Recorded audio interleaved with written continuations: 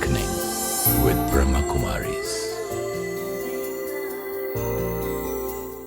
ओम शांति। Awakening with Brahma Kumaris के इस खास एपिसोड में आपका स्वागत करते हैं। खास इसलिए क्योंकि आज हम आपकी बात करेंगे, यानी आपके ईमेल्स और फ़ोन कॉल्स जो हमारे पास आए हैं, और जो इन दिनों हम बात कर रहे थे कि एंगर को कैसे हमने मैनेज करना है, और एंगर के असली एस्पेक्ट को लिया था। पीस की बात की थी, शांति की बात की थी, फॉरगिवनेस की बात की थी, और कार्मिक फिलॉसफी की भी बात की थी। और हर बार की तरह हमसे बातचीत करने के लिए, इन सवालों का जवाब साथ तलाशने के लिए हमारे साथ हैं ब्रह्मा कुमारी सिस्टर शिवानी। ओम शांति। ओम शांति। सिस्टर शिवानी, इतने सारे ईमेल्स आप ही आंसर कर रही होती हैं कितनी बार, और इतने सारे हमारे पास कॉलर्स हैं। सिस्टर शिवानी, हम ये पहला ईमेल लेते हैं, हमें मुंबई से नवीन ने भेजा है, और ये कह रहे हैं कि कई दिनों से आपका प्रोग्राम देख रहा हूँ, और अब मैं आपसे कुछ शेयर करना चाहता हूँ कि मुझे लगता है कि मेरी सेल्फ एस्टीम बहुत लो है, और हर बार मुझे लगता है कि मुझे अपने आप को प्रूव करना पड़ेगा। इसीलिए मैं किसी भी एक प्रोफेशन में नहीं टिक पाता। बात बात पे मुझे लगता है कि मुझे लोगों की एक्सेप्टेंस चाहिए, और यही परेशानी शुरू हो जाती है, और मुझे ख़ुद भी क्रोध बहुत आता है। और अगर मैं अपनी ज़िंदगी में देखूं तो मेरे पिता के साथ भी जो रिश्ता है वो बड़ा एक साइलेंट एंगर का है, क्योंकि मेरे फादर बहुत एग्रेसिव थे, और कहीं ना कहीं मेरी मदर के साथ उनका जो एक पूरा रिश्ता था वो मुझे अच्छा नहीं लगता था। बहुत एग्रेसिव थे उनके साथ भी। एंड देन ही राइट्स कि उनके साथ मेरी बातचीत भी नहीं है, और कहीं ना कहीं मुझे हर बार ये एहसास होता है कि मैं जो हूँ वो अचीव नहीं कर पाऊँगा, और मैं इंस्टेंट सक्सेस चाहता हूँ। जो इनकी आज प्रेजेंट पर्सनालिटी है, लो सेल्फ एस्टीम की, एक्सेप्टेंस चाहिए, इसका कारण इनका ये डिस्टर्ब्ड थोड़ा सा चाइल्डहुड है। क्योंकि जिस तरह से लग रहा है वो ये कि इनका बचपन से ही रिलेशनशिप हेल्दी नहीं था। इन्हें ये फील होता है, पेरेंट्स का पर्सपेक्टिव हमें नहीं पता, लेकिन बच्चे को सारी उम्र ये फील होता रहा कि मुझे अपने पिता से कुछ नहीं मिला, और मुझे अपने आप को प्रूव करना है। शायद हो सकता है उनकी नज़रों में एक्सेप्टेंस। एब्सोल्युटली, क्योंकि उनको पिता से एक्सेप्टेंस मिली नहीं। उनको पिता ऐसा फील करते हैं कि पिता से प्यार मिला नहीं। तो कहीं ना कहीं एक डीप रूटेड ये बैठ गया है कि मुझे उनको प्रूफ करके दिखाना है। तो वो आज डिफरेंट वेज में आता है कि मुझे दुनिया को प्रूफ करना है। एक्चुअली दुनिया को नहीं प्रूफ करना है, प्रूफ सिर्फ एक उनको ही करना है। और जो इतना उन्होंने वायलेंस देखा है अपने अंदर घर में, और इतना अग्रेशन देखा है, तो वो पेन, क्योंकि हर समय जब वो देखा होगा और इतनी ज़्यादा नफ़रत जो भर गई है, तो वो उनके अंदर एंगर का रूप ले गई है। अब अगर ऊपर से इस प्रॉब्लम को देखें तो उसका सोल्यूशन है कि आप कैसे अपने सेल्फ कॉन्फिडेंस को बढ़ा सकते हैं, आप प्रैक्टिस करें आप। लेकिन अगर आप डीप रूटेड उसके प्रॉब्लम को, सोल्यूशन को निकालना चाहते हैं, तो उसका सोल्यूशन आपके और आपके फादर के रिलेशनशिप पर बेस्ड है। See it's energy. तो अब क्या हुआ कि मैंने बहुत साल, अगर ये युवा हैं अभी यूथ एज में है, तो 20-25 ईयर्स व्हाटएवर, मैंने अपने अंदर पेन क्रिएट किया हुआ है, एंगर क्रिएट किया हुआ है, हेट्रेड क्रिएट की हुई है। मतलब इतनी नफ़रत है कि मेरी बोलचाल ही नहीं है। तो जहाँ बाहर बोल भी नहीं पा रहा हूँ मैं, तो अंदर कितनी नफ़रत अक्यूमुलेट हुई होगी। तो वो नफ़रत अंदर से गायब हो जाए just by working on my self, वो नहीं होगा। मुझे उस रिलेशनशिप के ऊपर वर्क करना पड़ेगा, और अगर मैं उस रिलेशनशिप पर वर्क कर लूँ, मुझे और कुछ करना नहीं पड़ेगा। बाकी सारी प्रॉब्लम्स। एब्सोल्युटली, मुझे कुछ भी नहीं करना है अपना सेल्फ एस्टीम बढ़ाने के लिए, अपना सेल्फ कॉन्फिडेंस बढ़ाने के लिए, अपना गुस्सा ख़त्म करने के लिए। वो भी कुछ नहीं करना है, क्योंकि वो गुस्सा यहाँ है, फादर के साथ है। तो वहाँ अगर ख़त्म हो गया तो ये ख़त्म हो जाएगा। अब क्या होगा, क्योंकि नफ़रत बहुत ज़्यादा है अंदर, तो उनके लिए इवन ये एक्सेप्ट करना कि मुझे उस रिलेशनशिप को ठीक करना है, ये बहुत जल्दी एक्सेप्ट नहीं होगा। क्योंकि कहीं ना कहीं वो ये फील करते हैं कि वो कारण है मेरी मदर की लाइफ को ख़राब करने का, मेरी लाइफ को ख़राब करने का। तो उस इंसान से मैं बात नहीं करूँगा, उस इंसान से मुझे कभी प्यार नहीं मिला, मुझे नहीं बात करनी, और मैं भी प्यार नहीं करूँगा। So I justify my anger. See, these are the different ways I justify my anger, I justify my pain. अब इनको सबसे पहले ये समझना पड़ेगा कि ये सारी जो पर्सनालिटी में प्रॉब्लम आ रही है, इसका कारण वो दर्द है। और अब और ज़्यादा जो सीरियस बात है वो ये कि ये दर्द सिर्फ इन तक नहीं रहेगा, क्योंकि ये इनके अंदर इतना भर गया है, तो इनके जीवन में जो और आने वाले रिलेशनशिप्स हैं कि कल को you get married, tomorrow you have children, so you expect to have good relationships, but there is a chance that that will not be possible. Normally इस तरह की फैमिलीज से जो बच्चे निकलते हैं वो हमेशा सारी उम्र यही सोचते हैं कि मुझे जो अपने फादर से नहीं मिला मैं बहुत दूंगा, मैं अपने बच्चों को बहुत दूंगा, which is a very good thought कि मैं अपनी फैमिली को, क्योंकि उन्होंने एक ब्रोकन फैमिली देखी है, तो मैं अपनी फैमिली को बहुत हेल्दी बनाऊंगा। लेकिन हमें ये समझना होगा कि ये सिर्फ हमारे चाहने से नहीं हो जाएगा या ये बाहर से करने से नहीं हो जाएगा। मुझे ये याद रखना पड़ेगा कि मेरे अंदर कौन सी क्वालिटी की एनर्जी भरी पड़ी है, इतनी नफरत भरी पड़ी है, मतलब इतनी ज़्यादा भरी पड़ी है। तो जब मैं नेक्स्ट परिवार से भी जुड़ता हूँ तो मेरी नफरत यहाँ नहीं रह जाती, I carry it with me, overflow करेगी। एब्सोल्युटली, क्योंकि the person is bitter inside. तो वो जो नफरत है वो सिर्फ हमें लगता है कि सिर्फ फादर के लिए, तो सिर्फ फादर तक ही टारगेटेड हो गए, ऐसा होता नहीं है। Most of us are living in this illusion कि मुझे जो प्रॉब्लम है ना सिर्फ इनसे है, और मैंने जब इनको इसको खत्म भी कर दिया कि मेरा तो इनसे कोई लेना देना नहीं, उससे कोई लेकिन हम ये नहीं समझते कि उनके लिए जो थॉट्स हैं वो क्रिएट तो यहाँ की हुई है। तो once my box here is filled with hatred, मैं जहाँ भी जाऊँगा, I could have the most wonderful wife, I could have the most lovely children, लेकिन मेरे बॉक्स में क्या भरा हुआ है वो ऑटोमेटिकली फ्लो करेगा। तो अपने लिए और अपने आने वाले संबंधों के लिए हमें इस संबंध को ठीक करना बहुत बहुत बहुत ज़रूरी है।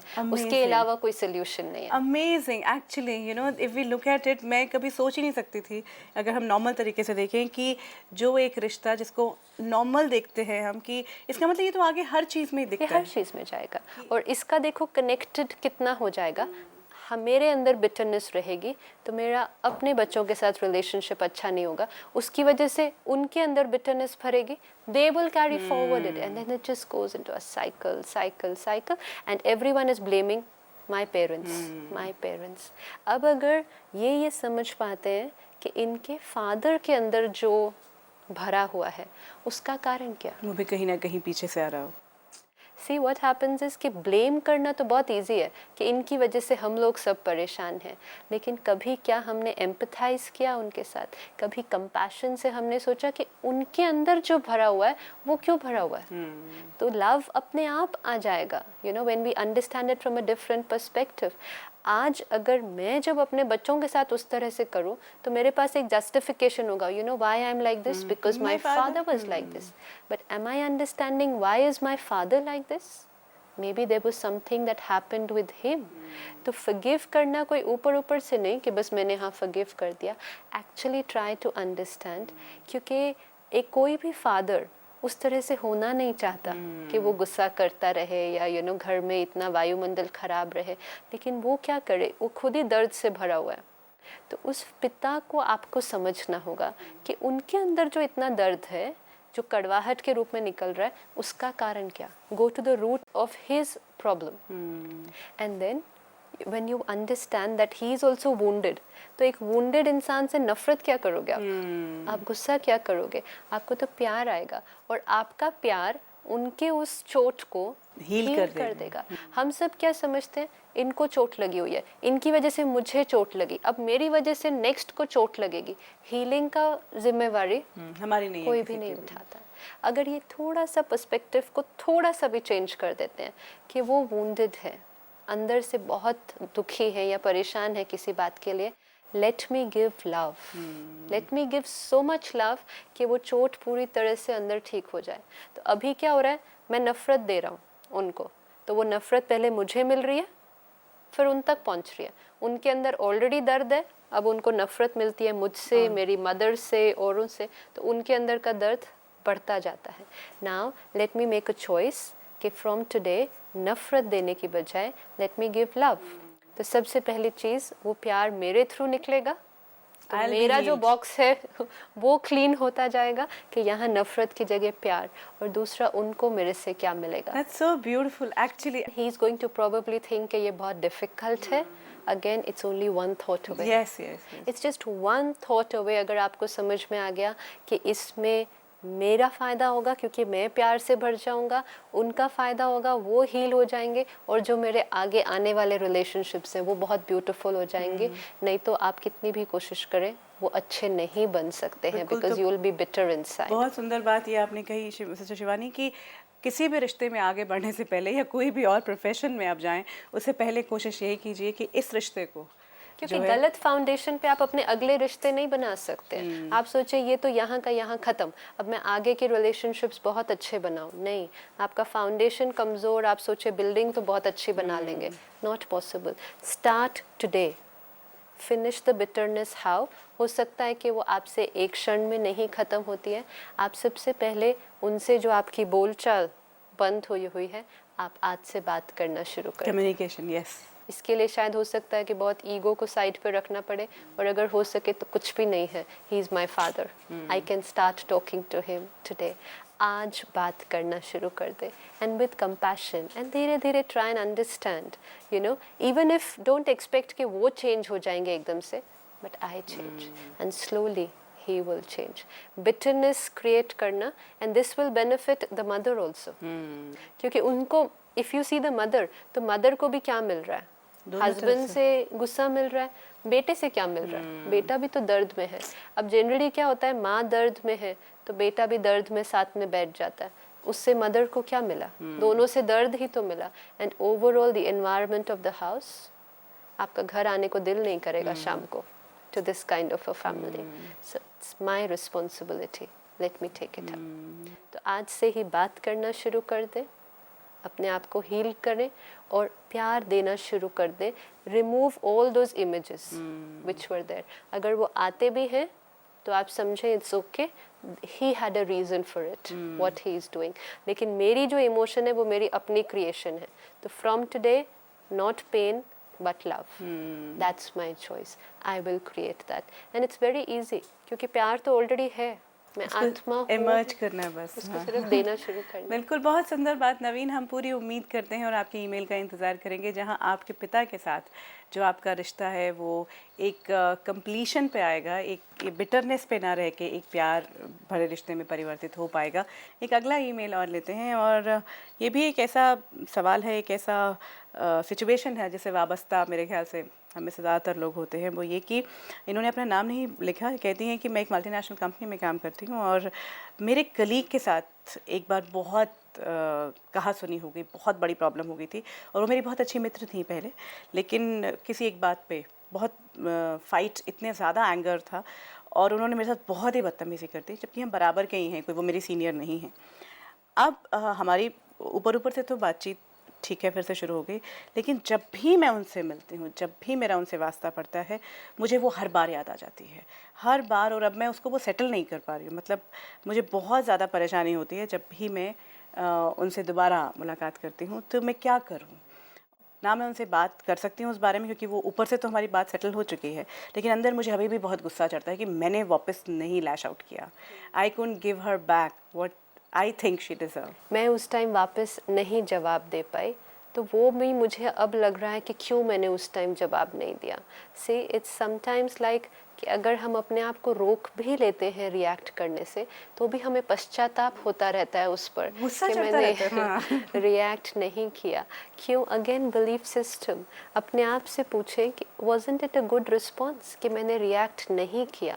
लेकिन हो सकता है मैंने बाहर से रिएक्ट नहीं किया, लेकिन अंदर बहुत ज़्यादा रिएक्ट कर दिया, और अंदर का रिएक्शन अभी तक मेरे अंदर वो अक्यूमुलेटेड है. तो टेल योरसेल्फ कि जो ये आप समझ रहे हैं कि मैंने रिएक्ट नहीं किया वो गलत था, वो आप अपने आप को पहले बताइए कि वो तो सही था. वो आपकी फ्रेंड है या कोई भी और है, वो किसी ना किसी डिस्टर्बेंस की वजह से, क्योंकि वैसे तो आपका रिलेशनशिप बहुत अच्छा है. मोस्टली हमें ये समझना होगा कि जब किसी एक इंसिडेंट पे कोई बहुत एकदम से एक्सप्लोड हो जाता है या रिएक्ट करता है, मोस्टली वो उस एक्सप्लोजन का कारण वो इंसिडेंट होता ही नहीं है. बिल्कुल. यानी कि वो पीछे चल रही होती है। 99% ऑफ द टाइम वो परिस्थिति उस गुस्से का कारण है ही नहीं, लेकिन हम समझ लेते हैं इतनी सी बात पर, इस कारण पर इन्होंने इतना गुस्सा कर दिया, क्योंकि हम उनको समझने के लिए रेडी नहीं है। हम समझ लेते हैं मेरी इतनी सी बात पर इन्होंने इतना गुस्सा कर लिया। अब 1 मिनट साइलेंस में अगर सोचें, पर्सपेक्टिव को चेंज करें, इन्होंने आज इतनी सी बात पर इतना गुस्सा कर दिया, आधे ओके, इनको कुछ बात तो नहीं अंदर जो परेशान कर रही है, क्योंकि मुझे पता है कि आपका व्यक्तित्व वो नहीं है कि आप इतनी सी बात पर इतना बड़ा रिएक्शन करेंगे। तो अगर मैं आपके लिए सोच पाऊँ, कंपैशन अगर हो, तो I will say is everything okay with you, क्योंकि कहीं ना कहीं मुझे ये अंडरस्टैंड करना पड़ेगा कि आप अंदर किसी और बात से परेशान हैं। तो उससे क्या होगा, अगेन आपके लिए गुस्सा नहीं, आपके लिए प्यार आएगा कि पता नहीं आपको कौन सी बात परेशान कर रही है। और ज़रूरी नहीं है कि ये बात हम उस टाइम कह सकें उनको, क्योंकि यू नो समटाइम्स उस समय तो उस तरह का सिनारियो नहीं होता कि हम कहें कि कहीं आपको कोई और प्रॉब्लम तो नहीं है, आप इतना गुस्सा कर रहे हो। सामने वाला व्यक्ति एक्सेप्ट नहीं करने वाला है, क्योंकि उसको खुद को भी नहीं पता, उसको खुद को भी नहीं पता, उससे भी खुद को यही लग रहा है कि मैं इसी बात पर गुस्सा हूँ, यू नो। तो if you try to tell him कि नहीं एक्चुअली आप किसी और बात से गुस्सा हो, वो उसको एक्सेप्ट नहीं करेगा। लेकिन होता क्या है, over a period of time बहुत सारी चीज़ों के कारण, बहुत सारी परिस्थितियों के कारण जो मैंने खुद अपने अंदर हर्ट क्रिएट किया है, वो अक्यूमुलेट हो चुका है। अगर कोई इस तरह से रिएक्ट कर रहा हो, best thing is she is done a very good thing by not reacting, क्योंकि ऑलरेडी उनके पास दर्द है, आपने और क्यों देना है। तो उसके लिए पहले अपने आप को दो, फिर उनको दो। ठीक है, उनका वो बॉक्स खुल गया अंदर का और वो सारा बाहर निकल के आ रहा है, तो then let it come out. उस समय मैं क्या दे सकती हूँ, you know we saw earlier also कि सबसे बड़ी सपोर्ट हम किसी को क्या दे सकते हैं अगर कोई दर्द में है, पीसफुल वाइब्रेशन। लेकिन उसके लिए फर्स्ट वो मुझ तक आ रहा है, पीसफुल वाइब्रेशन किसी को दे नहीं पाते, क्योंकि हम खुद ही अंदर से इतने ज़्यादा डिस्टर्ब्ड हैं। तो पहले समझ लें कि उनके पास कोई कारण था। दूसरा, अपने आप को समझाएं कि अगर मैंने रिएक्ट नहीं किया, ये बहुत अच्छा किया। इसका मतलब ये नहीं कि मैं सबमिसिव हूँ। She has Not written at all. Somewhere कि यू नो कि I feel that I was submissive. No, you've done a very good thing, क्योंकि आपने उतनी बात को उतने में ही ख़त्म कर दिया। अगर रिएक्ट कर दिया होता तो कितनी बड़ी हो जाती। लेकिन आपको ये याद रखना पड़ेगा कि आप रिएक्ट अभी भी कर रहे हैं। शायद उस दिन नहीं रिएक्ट किया हो, लेकिन रिएक्ट अभी कर रहे हैं, क्योंकि रिएक्शन नॉट नेसेसरी वर्ड्स, लेकिन रिएक्शन हमारी थॉट्स हैं। तो हर बार जब आप उनके बारे में उस तरह से सोच रहे हैं, कई बार क्या होता है, मैं आपको ऊपर से नहीं बोल पाती जो मैं बोलना चाहती हूँ, लेकिन अंदर मैं सारा दिन आपको बोल रही हूँ वो जो मैं आपको बोलना चाहती हूँ। तो अंदर एक कॉन्वर्सेशन सारा दिन चल रही है, तो वो भी तो एक रिएक्शन है।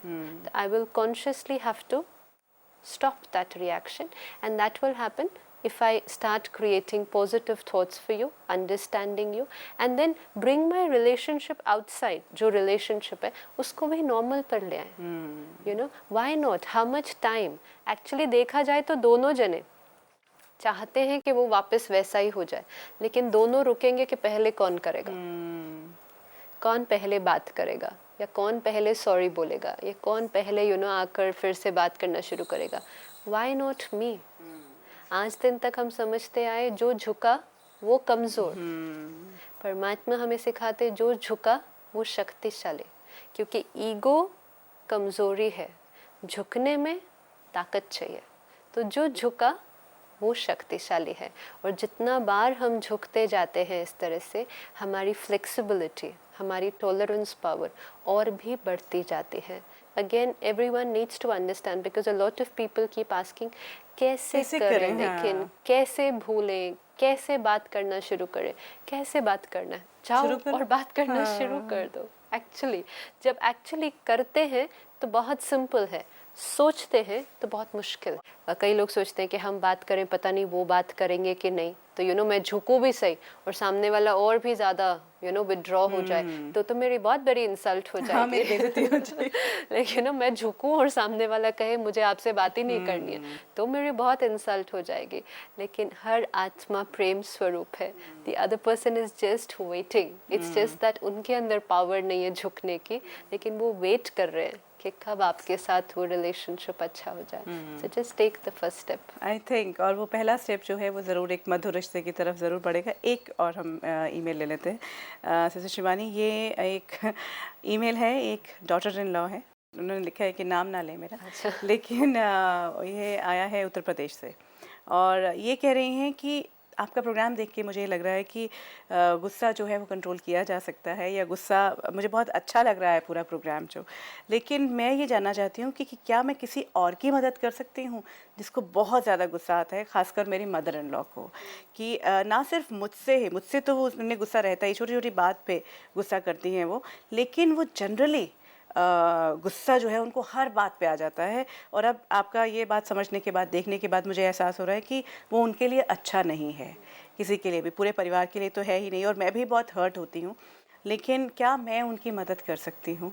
बहुत बार ऐसा होता है, लेकिन हमें अब सबसे पहले ये समझना होगा कि दूसरे की हेल्प करने के लिए पहले मेरी स्थिति बहुत अच्छी होनी चाहिए. I want to give them peace, I want to give them love. I can not give it if I feel that they are not right. This is very important. क्योंकि मदद कोई ऐसी मदद नहीं है जो ऊपर से की जाए, you know, कि आप जाकर उनको शांत कर दो या बिठा दो. ये सब तो होने नहीं वाला. यहाँ सब जो मदद है वो बहुत सटल रूप में अंदर चलने वाली है. तो वो वही है कि अगर मैं सचमुच में आपको हील कैसे करूँ अंदर. आपके अंदर पेन है, आपको प्यार देना है.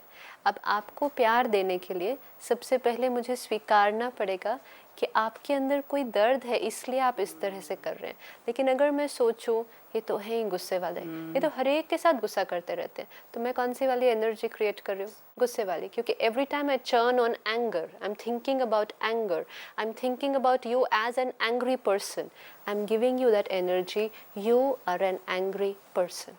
एंड जनरली ऐसा होता है कि ऐसे लोगों को सबसे ये एनर्जी मिलती है कि ये गुस्से वाले हैं, ये गुस्से वाले हैं, ये गुस्से वाले हैं. तो गुस्से वाली एनर्जी और भी ज़्यादा उनके अंदर रीइंफोर्स हो जाती है. तो अगर मैं रियली हेल्प करना चाहती हूँ, मुझे ये लेबलिंग हटानी पड़ेगी, ये थॉट्स हटाने पड़ेंगे, और समझना पड़ेगा कि कोई ना कोई कारण है. लेकिन आत्मा तो कैसी है? आत्मा तो प्रेम स्वरूप है. मैं आत्मा कैसी हूँ? मैं तो प्रेम स्वरूप हूँ. तो मुझे क्या भेजना है? तो इसमें ये नहीं कि कोई मुझे विशेष बैठ कर भेजनी होती है good wishes. It is what I think of you overall every time. क्योंकि जो इस तरह से बहुत ज़्यादा गुस्सा करते हैं, उनको कहीं ना कहीं सबसे वो फील करते हैं कि बहुत ज़्यादा दर्द मिला है. तो उन्हें सिर्फ कोई एक ऐसा चाहिए जो उन्हें अनकंडीशनली प्यार दे पाए. इवन जब वो गुस्सा कर रहे हैं, इवन जब वो बहुत मिसबिहेव कर रहे हैं, मैं हर्ट ना होकर अगर आपको प्यार दे पाऊँ. क्योंकि जैसे ही मैं हर्ट हो गई, मैं प्यार नहीं दे सकती, बिकॉज आपकी वजह से मैं हर्ट हो गई. तो I can not give you love. तो it requires me first to be in a very very elevated state कि आप चाहे मुझे कुछ भी कहें, मुझे हर्ट नहीं होना. क्योंकि अगर मैंने नेगेटिव एनर्जी क्रिएट कर दी, मैं साथ में पॉजिटिव नहीं क्रिएट कर सकती. जिसने बहन ने लिखा है, आप खुद मेडिटेशन करें, अपने अंदर वो पावर भरें कि मैं एक प्रेम स्वरूप आत्मा हूँ, और वो वाइब्रेशन बार बार क्रिएट करें, और वो वाइब्रेशन हर टाइम फिर उन तक ऑटोमेटिकली पहुँचेगा. और जब भी वो आत्मा सामने आए तो उनको भी क्या देखें? ये भी एक प्रेम स्वरूप आत्मा है. बोलना नहीं है, लेकिन जैसे आप ये थॉट क्रिएट करेंगे, वो प्रेम की वाइब्रेशंस उन तक ऑटोमेटिकली पहुंचेंगी, और वो दर्द जो अंदर भरा है वो कहीं ना कहीं मिटना शुरू हो जाएगा. बट वेरी इंपॉर्टेंट, खुद कभी अपसेट नहीं होना उनसे, या किसी बात से हर्ट नहीं होना, नहीं तो इट विल नॉट वर्क. और 2 मिनट के लिए इसको हम अभी भी करके देख सकते हैं कि आपको सारा दिन में क्या प्रैक्टिस करना है. क्योंकि जो एनर्जी हम क्रिएट करना चाहते हैं, उसको हम मॉर्निंग में बैठकर मेडिटेशन के दौरान क्रिएट करें, और जो हमारा हर 1 घंटे के बाद 1 मिनट का ब्रेक होता है, उसमें डेफिनेटली उसी थॉट को क्रिएट करें. तो लेट्स से कि आज मैंने अपने आप के लिए थॉट लिया कि मैं एक प्रेम स्वरूप आत्मा हूँ. Love is my nature. तो जैसे ही मुझे वो 1 या 2 मिनट का ब्रेक मिलता है, पॉज, अपने चारों तरफ से जो भी थॉट्स आ रहे हैं उनको साइलेंट कर दें, और मन को बताएं कि ये 1 या 2 मिनट मेरे को अपने आप के लिए निकालना है. और सब चीज़ों से डिटैच होकर बहुत स्ट्रॉन्गली एक थॉट क्रिएट करें, मैं एक प्रेम स्वरूप आत्मा हूँ. और अपने आप को देखें कि भ्रिकुटी के बीच एक बहुत सुंदर सा चमकता हुआ सितारा. Let all other thoughts just go away and उस एक थॉट में अपने आप को एस्टैब्लिश कर दे. मैं आत्मा प्रेम स्वरूप हूँ. प्रेम के वाइब्रेशंस मुझ आत्मा से निकलकर चारों तरफ फैलते हैं. कुछ एक क्षणों के लिए मैं आत्मा यहाँ से निकलकर परम धाम चली जाती हूँ.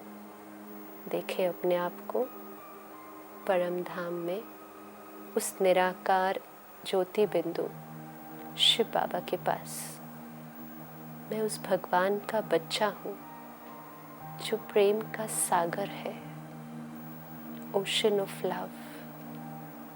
और प्रेम की किरणें उनसे निकल चारों तरफ जैसे फैलती तो मुझ में भी भरती जाती है. परमात्मा के इस प्यार को अपने अंदर भरते हुए मैं आत्मा पुनः आ जाती हूँ अपने कर्म क्षेत्र पे. और सारा दिन इसी स्मृति से अपने को भी देखूं और जो मेरे सम्मुख आए उनको भी इसी स्मृति से देखूं कि ये आत्मा भी परमात्मा का बच्चा प्रेम स्वरूप है. ओम शांति. ओम शांति. सिस्टर शिवानी, ये जो 1 मिनट का पॉज हर 1 घंटे बाद है, कहीं ना कहीं that will definitely help her. और मुझे लगता है हमेशा हमें भी अपने दिन में, जो हमने एक बार पूरी मेडिटेशन की बात की थी, उसमें 1 मिनट का जो है उसका रेलेवेंस बहुत इंपॉर्टेंट है. It's very simple, doesn't require time. बस 1 मिनट मैं आत्मा प्रेम स्वरूप हूँ. यहाँ से गए शिव बाबा के पास. शिव बाबा तो है ही ओशन ऑफ लव, तो वो ऑटोमेटिकली ओशन से तो लहरें सारी मेरे ऊपर आ ही रही हैं. बस भर लिया वापस. How much time does it take? अब इसका इफ़ेक्ट मेरे ऊपर काफ़ी देर तक रहेगा. मुझे ये स्मृति रहेगी कि मैं आत्मा प्रेम स्वरूप हूँ. और जो वो 2 मिनट मैंने निकाले तो वाइब्रेशन क्या क्रिएट हुआ घर के अंदर. अब थोड़ी देर के बाद अगर बाहर के इन्फ्लुएंस आने से मैं भूल भी जाती हूँ, लेकिन फिर मेरा नेक्स्ट मिनट आ जाता है, उतनी देर में मुझे फिर याद आ जाता है. तो over a period of time वो मेरा नेचुरल संस्कार बनता जाता है. बिल्कुल. और आज की इस पूरी बातचीत के लिए बहुत बहुत धन्यवाद. ओम शांति. परमात्मा की हम बात करते आ रहे हैं, तो ये जो पूरा ज्ञान, ये जो पूरे एस्पेक्ट्स हमें समझ में आ रहे हैं, ये परमात्मा का ही ज्ञान है. सेंटर पर जाने की जब बात की, जब पहले भी हमने बात की थी, तो यही था कि वहाँ मुरली सुनाई जाती है. यानी परमात्मा ने जो बात कही है, परमात्मा के जो वाक्य हैं, वो हमें मिलते हैं और वो ज्ञान कहीं ना कहीं दिन भर हमारे साथ रहता है. अगली कड़ी में क्रोध से जुड़े हुए जो मुरली में वाक्य हैं, जो ऐसी बातें हैं जो कहीं ना कहीं दिन भर में और जीवन में बदलाव लाने का प्रयत्न कर सकती हैं, आपके लिए बहुत कारगर हो सकती हैं, उन्हें शामिल करने की कोशिश करेंगे.